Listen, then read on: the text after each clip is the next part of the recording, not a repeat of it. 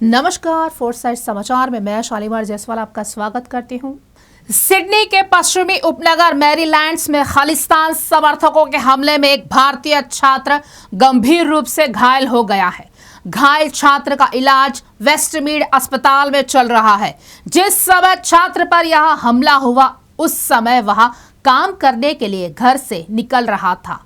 घायल छात्र ने द ऑस्ट्रेलिया टुडे को बताया, आज सुबह 5:30 पर जब मैं काम पर जा रहा था तो कुछ 4 से 5 खालिस्तान समर्थकों ने मुझ पर हमला कर दिया। मैं ड्राइवर के रूप में भी काम करता हूं और जहां मैं रहता हूं वहां से मेरी गाड़ी सिर्फ 50 मीटर की दूरी पर खड़ी थी।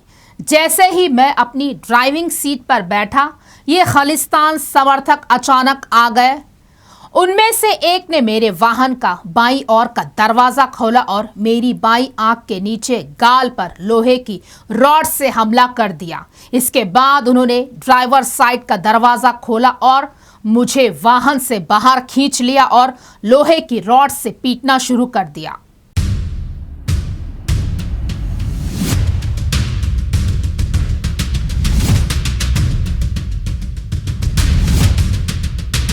भारतीय छात्र ने आगे बताया कि उनमें से 2 अपने फोन पर वीडियो रिकॉर्डिंग कर रहे थे, जबकि 4 से 5 लोग मुझे हर तरफ से मार रहे थे। वे पूरे समय बार बार खालिस्तान जिंदाबाद का नारा लगा रहे थे। यह सब कुछ केवल 5 मिनट से भी कम समय में हुआ। वे यह कहते हुए चले गए कि यह मेरे द्वारा खालिस्तान मुद्दे का विरोध करने का सबक है। उन्होंने कहा है कि यदि अपनी हरकत नहीं छोड़ी तो आगे और भी सबक सिखाए जाएंगे।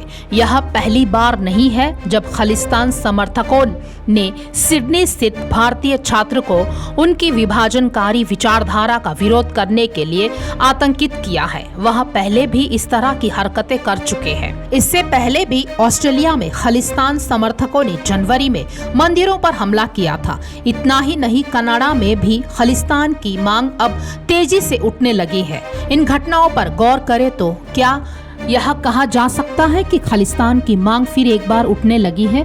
क्या ज्यादातर पंजाबी इसका समर्थन कर रहे हैं?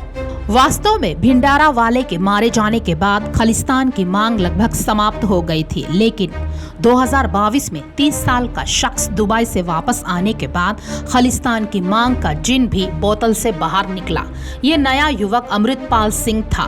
वह एक ऐसे संगठन का जिसकी बुनियाद डाली थी दीप सिद्धू ने। संगठन का नाम वारिस पंजाब दे रखा। कुछ समय पहले दीप सिद्धू की सड़क दुर्घटना में मौत हो गई थी। इसके बाद अमृतपाल सिंह ने संगठन की कमान संभाली और जल्द ही वो खबरों में छा गया, कुछ अपने चेहरे मोहरे की वजह से तो कुछ अपनी कारगुजारियों के कारण। लोग उसकी तुलना जनरल सिंह भिंडारावाला से करने लगे, क्योंकि वो भी भिंडारावाला की तरह अलग खालिस्तान का नारा बुलंद करने लगा। और अब अमृतपाल सिंह जेल में बंद है। उसके संगठन के कई लोगों को गिरफ्तार कर उनसे पूछताछ की जा रही है। भारतीय खुफिया एजेंसी को शक है कि पाकिस्तान की खुफिया संगठन ISI युवाओं को भड़का रही है। खालिस्तान की मांग को लेकर हिंसा, सियासत और बवाल की दशकों पुरानी कहानी नए किरदारों और राजनीतिक मौसम के हिसाब से नए नए मोड़ लेती आई है। लेकिन जब जब खालिस्तान की बात होती है, जनरल सिंह भिंडारावाला का जिक्र जरूर आता है।